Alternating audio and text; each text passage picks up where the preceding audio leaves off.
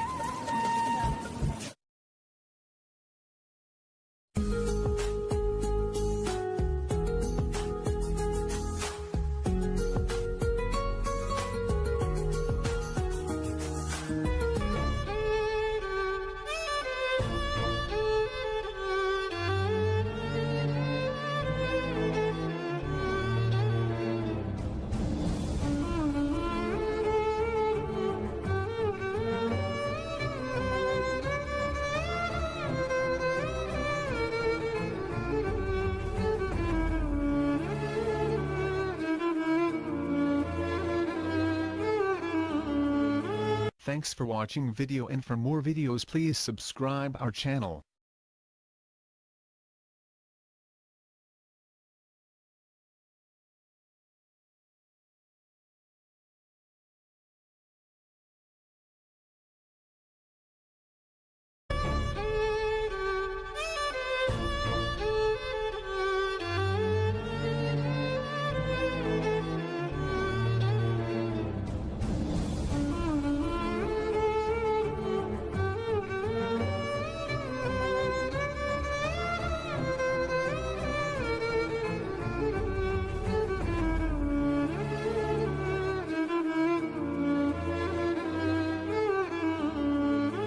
Thanks for watching video, and for more videos please subscribe our channel.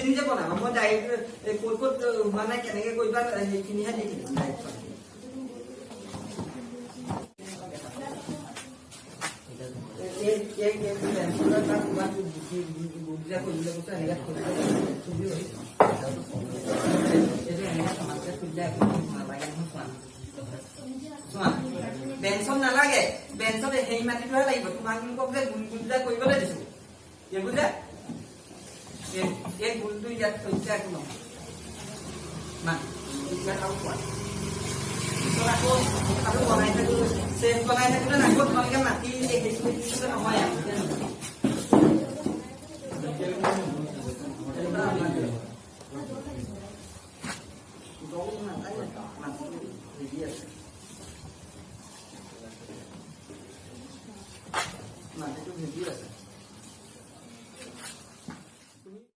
মুখাশিল্প মহাপুৰুষ শংকৰদেৱৰ নেতৃত্বত অসমত সূচনা হৈছিল বৈষ্ণৱ আন্দোলনে যিবোৰ শিল্পকলাৰ যত্ন দিছিল তাৰ ভিতৰত অন্যতম আছিল মুখাশিল্প বৈষ্ণৱ আন্দোলনৰ প্ৰসাৰৰ অৰ্থে ৰচিত ভাওনাসমূহত বহুল ব্যৱহাৰ হৈছিল মুখা ৰামায়ণ মহাভাৰতৰ আধাৰত ৰচিত এই ভাওনা চৰিত্ৰসমূহৰ দৰ্শকৰ বাবে অধিক বাস্তৱ আৰু বিশ্বাসযোগ্য কৰি তুলিবৰ বাবে মুখাৰ প্ৰচলন আৰম্ভ কৰিছিল মাটি অন্যান্য সামগ্ৰীয়ে মুখা তৈয়াৰ কৰা হৈছিল। এনে মুখাৰ ভিতৰত ৰাৱণ, কুম্ভকৰ্ণ, হনুমান ইত্যাদি উল্লেখযোগ্য। এই মুখাসমূহৰ মুখৰ ভংগী আৰু ৰঙৰ প্ৰভেদে স্পষ্টকৈ চৰিত্ৰসমূহৰ পাৰ্থক্য আনিবলৈ সক্ষম হৈছিল শিল্পীসকলে। এতিয়াও অংকীয়া ভাওনাত মুখাৰ ব্যৱহাৰ আছে। শংকৰদেৱৰ ভক্তি আন্দোলনৰ সময়ৰ পৰাই মুখাশিল্পৰ ব্যৱহাৰ অসমত হ'বলৈ ধৰিছিল। শংকৰদেৱে চিহ্নযাত্ৰাৰ অভিনয়ত চুমুখা ব্যৱহাৰ কৰিছিল। চু শব্দ অৰ্থ হ'ল ছায়াৰ আকৃতি। পৰম্পৰাগত বাঁহৰ কাঠিৰে সজা হয়। মাজুলী সত্ৰসমূহত বাঁহৰ কাঠিৰে সজা পুৰণি মুখা নিদৰ্শন আজিও পোৱা যায়। মুখা তৈয়াৰ কৰা প্ৰধান সামগ্ৰীসমূহ হ'ল বাঁহ, বেত, কাপোৰ, গোবৰ, কুমাৰ মাটি আদি।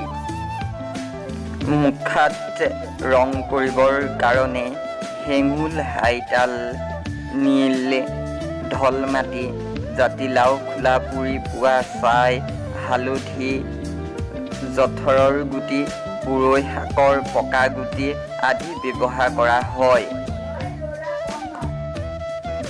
তেতিয়া মুখাত বেলৰ আঠা, ঔটেঙা বীজৰ আঠা, মণি চালৰ আঠা ব্যৱহাৰ কৰা হৈছিল। আগৰ দিনত সাধাৰণতে 3 ধৰণৰ মুখা সজা হৈছিল, যেনে মুখ মুখা, চুমুখা বা বৰ মুখা আৰু লুটুকৰি মুখা।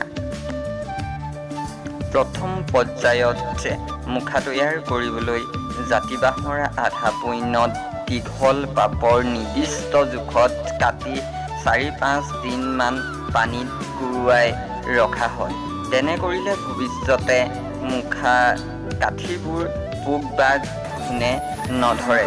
ইয়াৰ পাছত বাঁহৰ সেই কাঠিবোৰ মুখা সজাৰ কাম আৰম্ভ কৰা হয়। মুখাত লগোৱা এই চুলিবোৰ সাধাৰণতে মৰাপাতৰ খেতি কৰা হয়। সেই মৰাপাত ক'লা ৰং সানি আৰু সেই ক'লা ৰং সনা মৰাপাতখিনি ৰ'দত শুকুৱাই লৈ তাৰ পৰা এই চুলি তৈয়াৰ কৰা হয়। আৰু কিছু লোকে তেতিয়া মেটেকাৰ শিপাও চুলি হিচাপে ব্যৱহাৰ কৰিছিল। আজিকালি বজাৰৰ পৰা কিনি আনি সেই সূতা ব্যৱহাৰ কৰা হয় আৰু বজাৰৰ পৰা কিনি আনি সূতাৰ দ্বাৰা নিৰ্মাণ কৰা কিছুমান চুলি আমি ব্যৱহাৰ কৰোঁ আৰু মুখাত লগাব পৰা এই চুলিসমূহ বজাৰত কিনিবলৈ পোৱা যায়। এইটো হৈ গ'ল চোৱা, এইটো পুতনা মুখা। পুতনা ৰাসত ওলাই কৃষ্ণক বধ কৰিবৰ কাৰণে, গাখীৰ খুৱাবৰ কাৰণে পুতনা আহে। চোৱা, আচলতে তুমি পুতনা ভাও ল'লে নল'লে হ'ল, মুখা দেখিবলৈ তুমি পুতনাৰ সৈতে সম্পূৰ্ণ একেই ন।